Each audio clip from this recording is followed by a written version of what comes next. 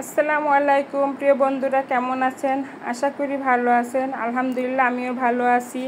তাহলে আসুন আমরা একটু মাওয়া ঘাটের ইলিশের লেঞ্জা ভর্তা খেতে যাই। মাওয়া ঘাটে যেতে হবে ইলিশ মাছ খেতে, ভর্তা তাও। তাহলে আমি কি করলাম, মাওয়া ঘাটে না যেয়ে এত খরচা করে ঘরেই এক টুকরো ইলিশ মাছের লেঞ্জা দিয়ে ভর্তা বানিয়ে নিচ্ছি। আগে দিয়ে দিলাম লাল লাল মরিচ, একটু ভেজে নিয়ে নিচ্ছি। ভর্তার মজাই আসে হচ্ছে গিয়া শুকনো মরিচ লাল লাল করে ভেজে সেটা দিয়ে যদি ভর্তা করা যায় ইলিশের লেঞ্জা, তাহলে তার কিছু বলাই যায় না। সাথে আবার সরষের তেল দিয়ে ইলিশ মাছের লেঞ্জাটা আমি সুন্দর করে করকরে করে ভাজা ভাজা করতেছি। তাই সেই ইলিশ মাছের ভর্তা খেতে আমরা মাওয়া ঘাটে যাই কত টাকা গাড়ি ভাড়া দিয়ে। তা এখন ভাই আমার কাছে গাড়ি ভাড়া নাই, কি করব? তা আমি এক টুকরো ইলিশ মাছের ভর্তা করে সবাই মিলে খাবো ঘরে। তাই এই ফাঁকে আমি আবার বললাম বন্ধুদের সাথে একটু শেয়ার করি, যেহেতু ইলিশ মাছের ভর্তা খাবো।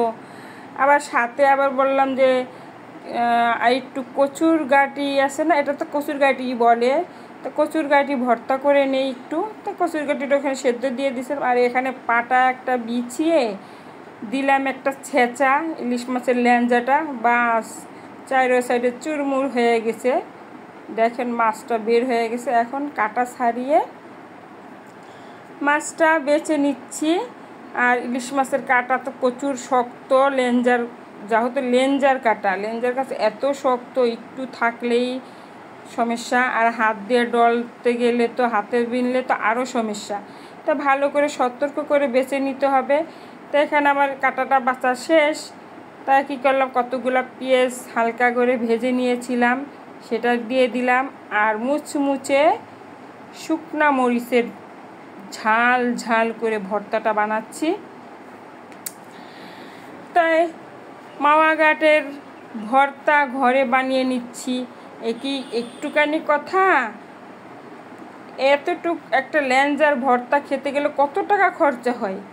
তা এখন আমরা ঘরের যে কয়জন মেম্বার আছি, ফ্যামিলি মেম্বার, সবাই মিলে এই একটা লেঞ্জার ভর্তা দিয়ে অনেক মজা করে ভাত খেতে পারবো।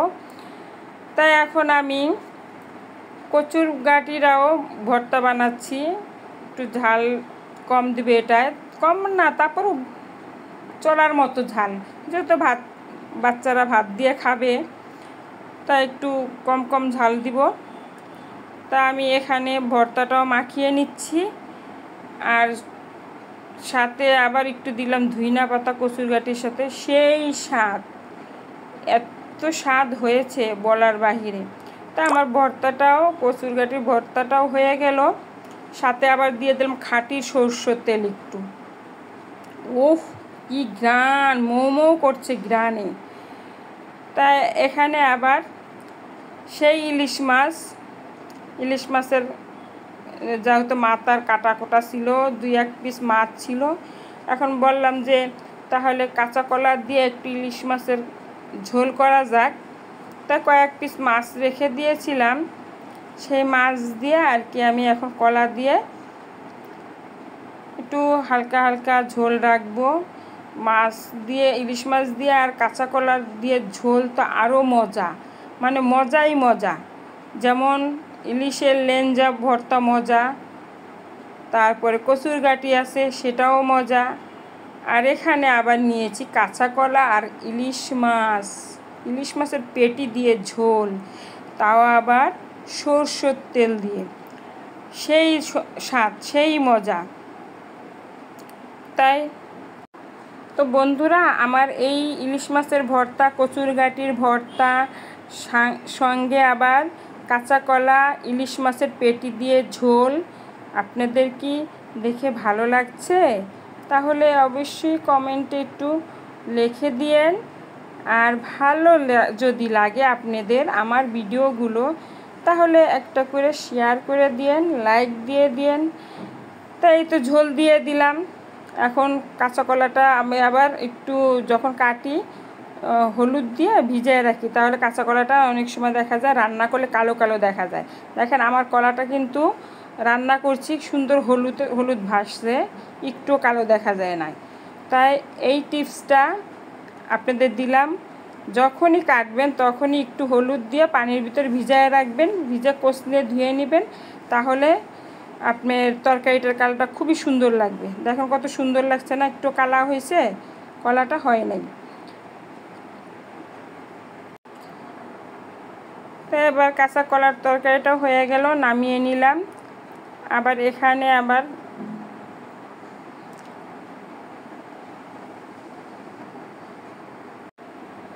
এখানে একটু রসুন দিলাম, সরষের তেল দিলাম, আর একটু রসুন দিয়ে দিচ্ছি আর কি, লাল লাল হালকা একটু লাল কালার করে।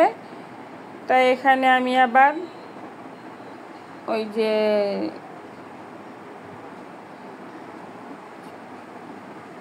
অনেক সময় দেখা যায় বন্ধুদের সাথে একটু কথা বলতে ভালো লাগে, যেহেতু ভিডিও ছাড়ি, ভিডিও বানাই। আর বন্ধুরা, ভিডিও যদি না বানাই না ছাড়ি তাহলে না ভালোই লাগে না। ইউটিউবে কাজ করে এখন মনে করে কি যে কখন ভিডিও বানাবো আর কখন আপলোড দিব, মানে এই টেনশনে থাকি। অনেক সময় শরীর এত খারাপ লাগে, ইচ্ছা করে না যে ভিডিও ক্যামেরা ধরি, তারপরে ভিডিও বানাই, তারপর আবার ভয়েস দিতে হয়। যারা ভিডিও বানান তারা তো জানেনি যে কতটুকু কষ্ট। তাই এর জন্যই বন্ধুদের সাথে আপনাদের সবাইয়ের সাথে একটু শেয়ার করলাম, এই ভর্তা করছি, তারপর কি রান্না করলাম এইটাই। আর যারা মাওয়াঘাটে গিয়ে খান তারা তো জানেনি কত কষ্ট। তাই এই যে আমি সরষে তেল দিয়ে 2টা রসুন দিয়ে তারপরে করলা ভাজিটা করি। আমি আগে একটু ফোড়ন দেই, তারপর করলা ভাজিটা করলে কি হয়, তিতা লাগে না তেমন। আর করলা ভাজি আমি কখনো ঢাকি না। আর করলা ভাজি রান্নার করার টাইমে হলুদটা লবণ আছে না, লবণটা আগে দেই না, লবণটা দেই পরে। লবণটা পরে দিলে কি হয়, কালারটা সুন্দর থাকে, সবুজ থাকে। আর আগে দিলে লবণটা কি হয়, ওই যে দেখেন কত সুন্দর সবুজ কালারটা। এর জন্য সবসময়, আর আমি না সবসময় করলা ভাজি করলে লবণটা যখন হয়ে যায় তখন দিয়ে দিই।